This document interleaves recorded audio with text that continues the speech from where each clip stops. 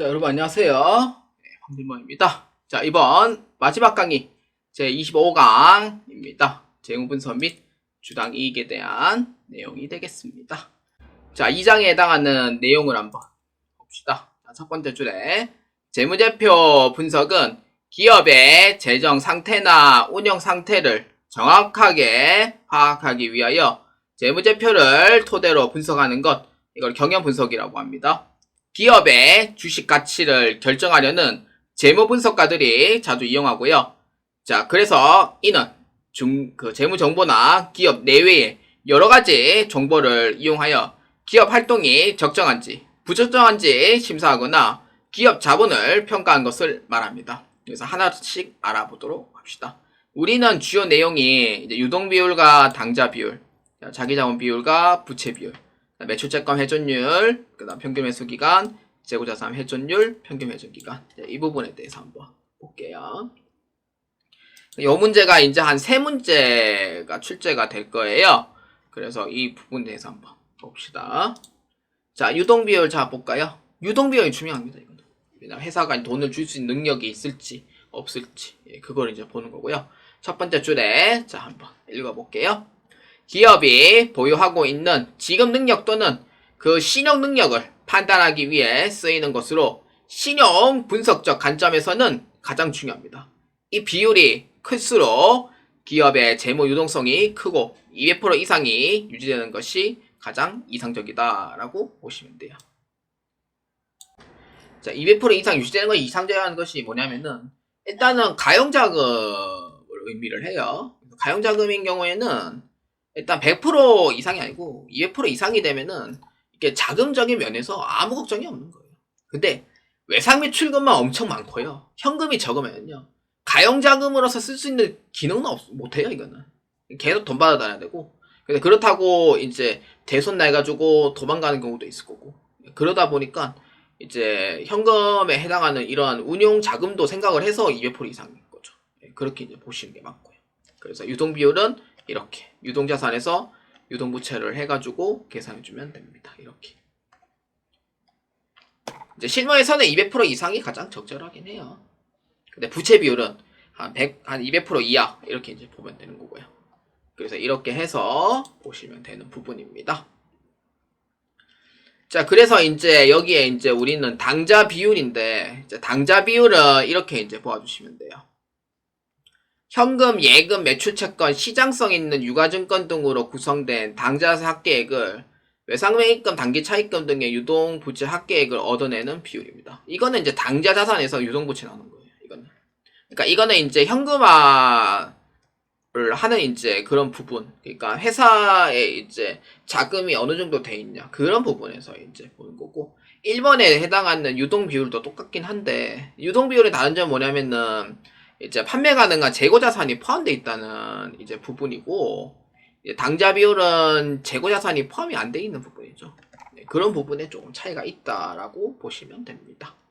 그래서 이 당좌 비율은 이제 100% 이상만 돼도 딱 좋다고 합니다. 자, 그 다음에 자기 자본 비율과 이제 부채 비율인데, 자기 자본 비율이 이것도 중요하고요. 아까 위에서 얘기했던 이제 유동 비율하고 그 다음에 당좌 비율이 두 개도 중요해요. 자, 그렇기 때문에 자기 자본 비율은 자기 자본에서 총 자본만큼 나눠주면 돼요.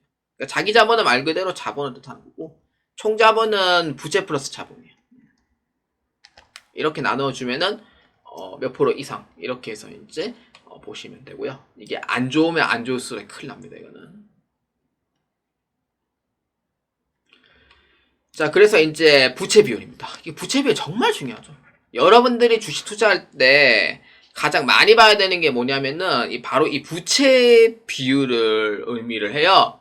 그래서 이제 부채 비율 쪽으로 해서 이제 보면 되는데, 부채 비율 같은 경우에는 특히 이 부분 타인 자본에 대한 의존도를 나타내는 경영 지표인 거예요. 이게.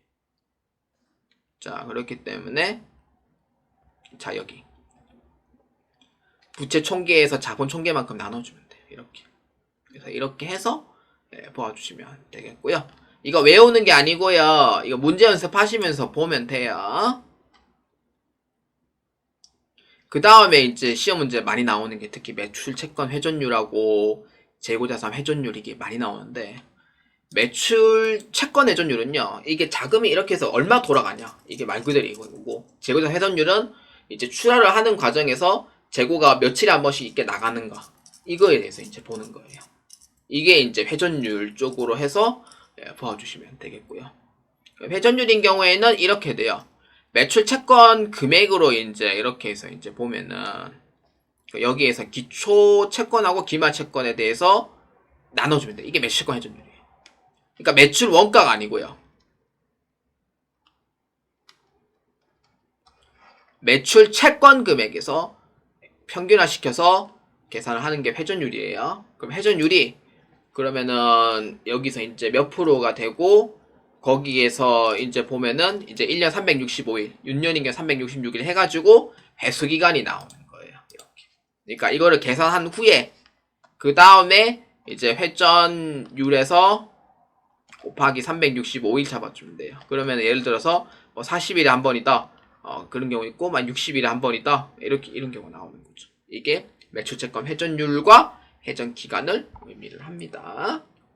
자, 그 다음에 이제 재고자산 회전율하고 재고자산 회전 기간인데, 재고자산 회전율은 매출원가로 계산을 해요. 왜냐면 회전을 하는 부분이고, 회전율이 예를 들어서 뭐 한 38% 나왔다라고 하면은 거기에서 365일만큼 나눠주면은 그 기간이 나오는 거죠. 예를 들어서 이제 아까 얘기했듯이 회전율이 38% 나왔어요 라고 하면은 0.38이잖아요. 곱하기 365일만큼 해주면은 138일이 되는 거예요. 이렇게 되는 거죠. 그러니까 회전율이 낮으면 낮을수록 안 되는 부분이고요.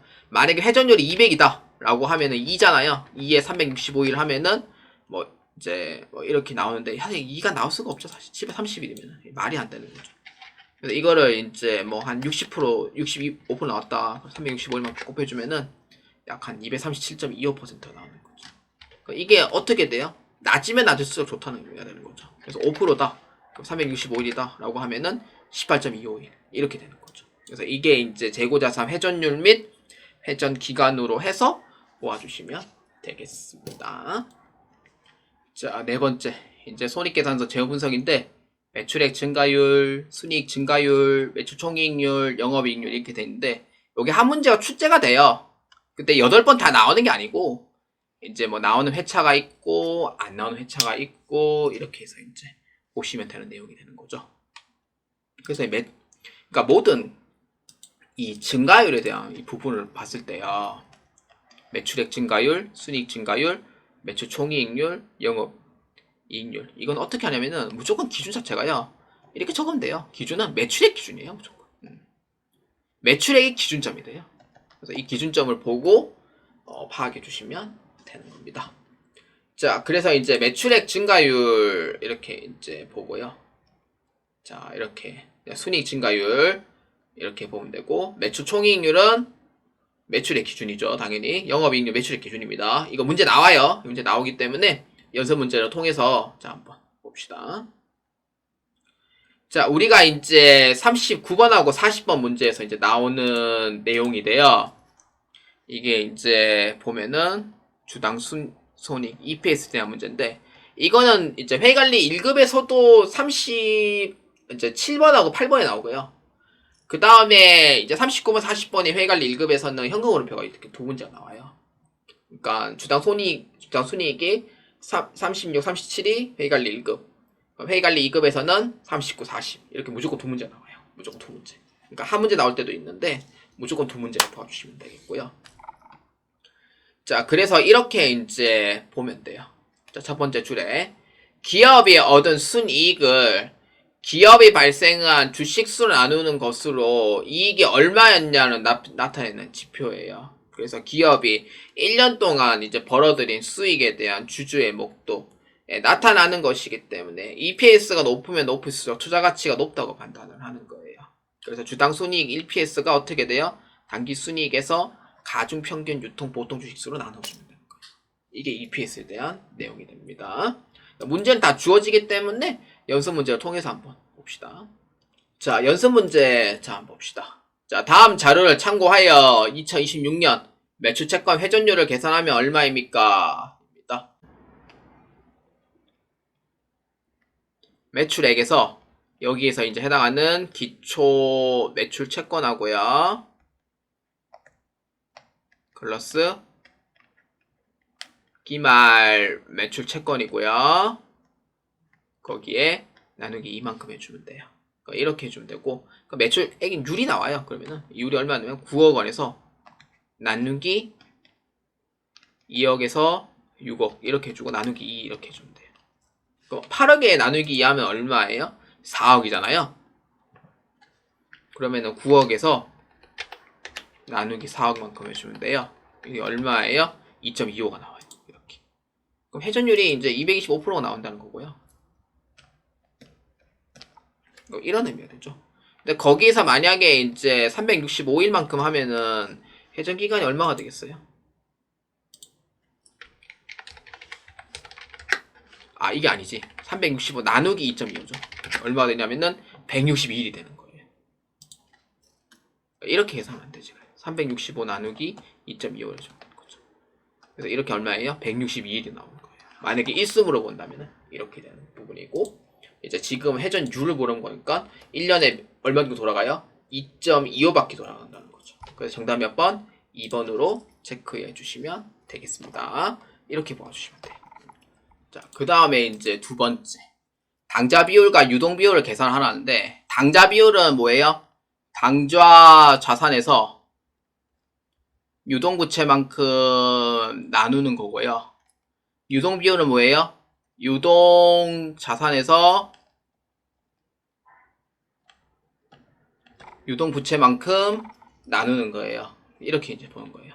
당좌 자산인 경우에는 당좌 비율이기 때문에 현금 및 현금성 자산에 해당하는 부분 20만원, 매출 채권, 단기 매매 증권 이렇게 해당되는 거예요.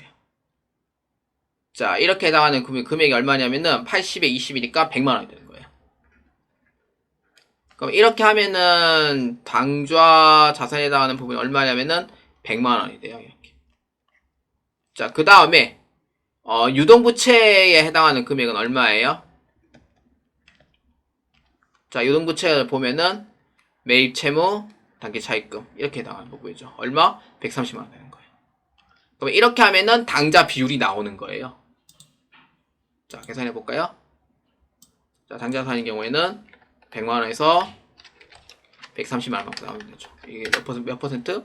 76.92%가 나오는 거예요. 0.7692.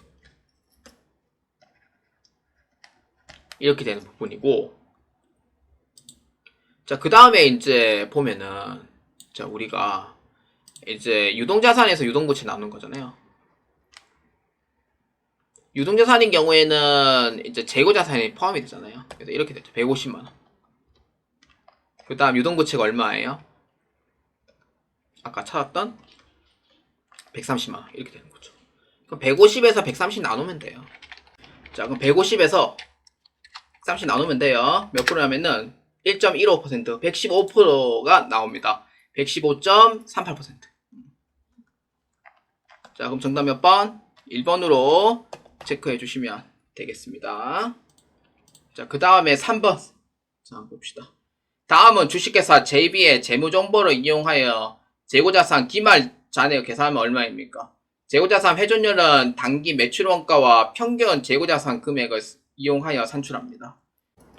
여기서 매출원가가 1,500이잖아요. 그럼 여기에서 이제 나누게 해가지고 기초 재고액하고 기말 재고액에 나누기 2를 걸어요. 나누기 2를 걸면은 이렇게 해서 우리가 계산을 할 때 이게 10회 나오려면은 이게 얼마 나오냐면 150이 나와야 되는데, 근데 이게 좀 금액이 좀 잘못됐거든요. 이게 그 1500에서 나는 150 걸면은 10회 나오네. 맞네요. 10회 나오네요. 그러면 내가 그 잡지 잘못됐네. 그럼 150이 나와야 돼요. 근데 기초재고액은 100이잖아요. 여기서 150이 나오려면은 나누기 2에서 150 나왔다는 건데, 그럼 이 금액만 이제 계산했을 때 어떻게 하냐면은 150에서 곱하기 2를 잡아요. 300이잖아요. 그러면 기말재고액이 얼마 나오냐면 200이 나와야 돼요. 이게. 그러니까 이게 지금 제가 답이 잘못됐고요. 답은 몇 번이냐면은 이게 3번이 아니고 4번입니다. 그래서 이거는 평균 재고자산 금액이 100이 아니고 150이 나와야 돼요. 그래서 이 금액이 얼마냐면은 200이 나와야 됩니다. 그래야지 정확하게 10회가 떨어져요. 그래서 요거 같은 경우에는 제가 다시 수정을 해서 올려드리도록 하겠습니다. 답은 4번 200으로 보아주시면 되겠습니다. 자, 그 다음에 4번. 다음 자료를 이용하여 주당 순위 계산하면 얼마입니까? 입니다. 단, 뉴턴포도 주식수는 없다고 가정합니다. 어떻게 하면 돼요? 이 산식이 이렇게 돼요. 단기 순이익에서 이게 가중 평균 유통 보통 주식수 이렇게 이제 보고 있거든요. 그래서 단기 순이익이 3억이면은 원래 여기에 우선주 배당금을 빼줘야 돼요. 근데 우선주 배당금 문제에서 안 나오거든요.